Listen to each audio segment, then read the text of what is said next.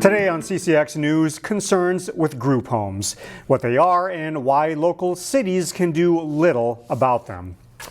Residents on 1 Brooklyn Center Street say they are concerned about the number of group homes in their neighborhood. We're getting quite a few, and we're having problems. I had a resident come up to my house and steal from me, try to get into my house. Multiple residents in the 6300 block of Indiana Avenue told CCX News they were worried about group homes. Minnesota Department of Health records show at least 3 group homes within a 2-block radius. One homeowner who didn't want to talk on camera said she considered moving after a string of incidents and threats from a resident. City staff members say Brooklyn Center has one of the highest concentrations of group homes in Hennepin County. These homes are legally protected by the state, so cities don't have much discretion to determine where they're located. Brooklyn Center is asking the state to take a closer look at the laws. We've made a request that the legislature examine the impacts of established regulations that limited the abilities of municipalities to regulate group homes, and to determine if those regulations are having a disproportionate effect on low-income communities and communities of color. Brooklyn Center has 159 group homes. Meanwhile, the city of New Hope is facing a federal lawsuit after revoking the rental licenses for 2 group homes. Brooklyn Park Police are investigating 2 weekend shooting cases, one of which resulted in serious injuries. On Saturday night, Brooklyn Park Police responded to the Huntington Place apartments where a man was shot in the chest. Responding officers provided life-saving treatment before the man was rushed to a nearby hospital. As of Monday afternoon, police continued to search for the shooter. Meanwhile, Brooklyn Park Police responded to multiple calls of gunfire in a residential neighborhood Sunday night. Officers recovered evidence of gunshots near 75th and Jersey Avenues. Police later found a vehicle that had been struck by bullets. The vehicle's occupants were not injured. Police don't believe the shooting was a random act, saying the shooter and the people inside the vehicle may have known each other. It's no secret that there's a need for healthcare workers across the state. A Brooklyn Center nonprofit is working to build up one part of that workforce. The Minnesota African Women's Association has restarted efforts to train certified nursing assistants. That's thanks to a federal grant from the Office of Refugee Resettlement. Refugees, human trafficking victims, and people who have been granted asylum after 2020 are eligible for free training. Officials with the Brooklyn Center nonprofit say this career path is particularly culturally appropriate. Something that we do all the time. So it's a culturally significant trait, and it's a skill that many women do embrace. They also love the fact that it's a field that is always having jobs available. The program proved successful about 10 years ago for African women. It produced more than 200 graduates, many of whom still work in nursing homes across the Twin Cities metro. Robbinsdale is encouraging residents to plant more trees. The city has partnered with the nonprofit Tree Trust for a tree sale. Homeowners can buy up to 2 trees at low cost. Robbinsdale's city forester says the city is looking to replace trees lost because of Dutch elm disease and emerald ash borer. There are a lot of yards in Robbinsdale that are lacking good tree cover.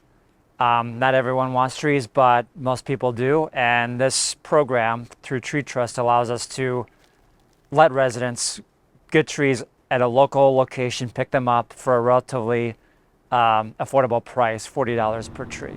Trees will be available for pickup in early May. Wayzata High School has been around for more than 100 years, but during that time it hasn't had a way to honor its best athletes. Now the school is on a mission to change that. Arching it nice. Over the decades, header and a goal for Wayzata. Wayzata High School has produced a stunning array of athletes. From football players like running back Marion Barber. Marion Barber, the third, looking for the corner. He lunges, and he's in for the touchdown. And linebacker James Laurinaitis. To divers like Jamie Sanger. Boy, Jamie Sanger didn't make much of a splash in the water. And legendary cross-country coach Bill Miles. Bill says he'll still follow Wayzata cross country and track. Wayzata has such a rich tradition in athletics. It's been, in existence for over 100 years as a school, and there have been just so many people that are so deserving of accolades. Wayzata's halls are filled with trophies from every major sport. They have 100 state titles in all, some more recent and others dating back nearly 100 years. But one thing the school doesn't have is a Hall of Fame to honor those athletes. The Trojan family. Athletic Director Megan Potter is working to change that.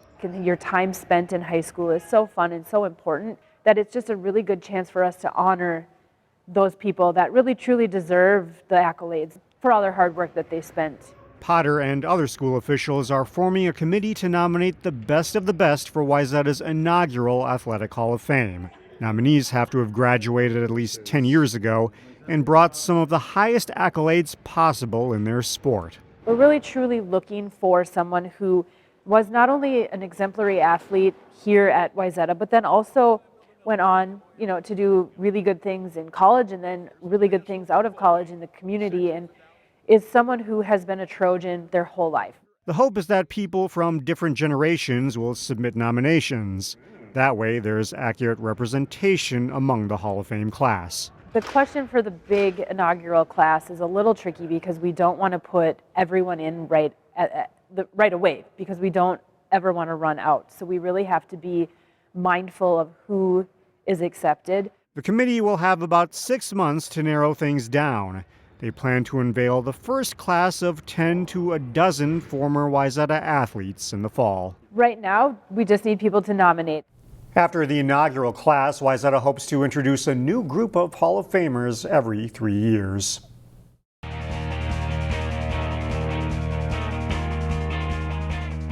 The state individual wrestling tournament wrapped up Saturday night. 4 local wrestlers advanced to championship matches in Class 3A.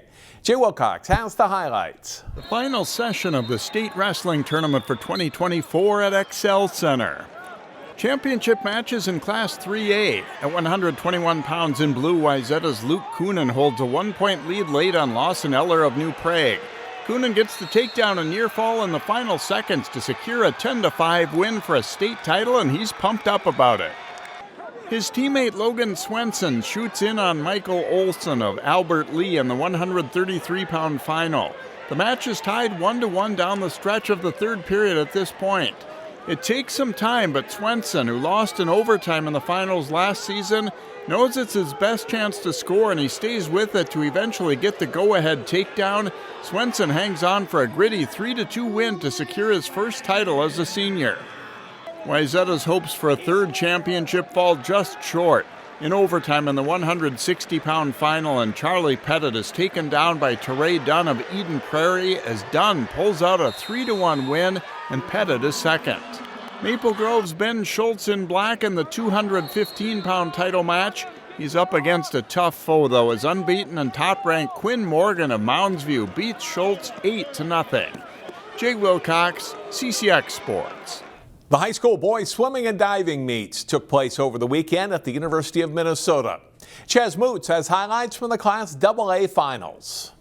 In the Class 2A meet, Wayzata had the most individual swimmers competing out of any local teams. In the 100-yard butterfly, the Trojans' Nathan Carr finishes the race strong, clocking a 48.65 time, good for a second overall finish. Later in the night, Carr was also competing in the 100-yard backstroke. He takes third overall in the heat, finishing in a time of 49.58 seconds. On the diving board, Hopkins' Joseph Rinaldi placed 11th overall. His final score ended up at 378.20. Wayzata's Grace Cisco was racing his final meet as a Trojan. The senior took 4th overall in the 100-yard free. 46.35 seconds was his time. Cisco was also in the Wayzata 400-yard freestyle relay team that took 2nd in the Class 2A meet. Cisco, Carr, Max Carter, and Jerry Liu clocked a 307.43. The Trojans as a team placed 4th overall in Class 2A. In Minneapolis, Chaz Moots, CCX Sports.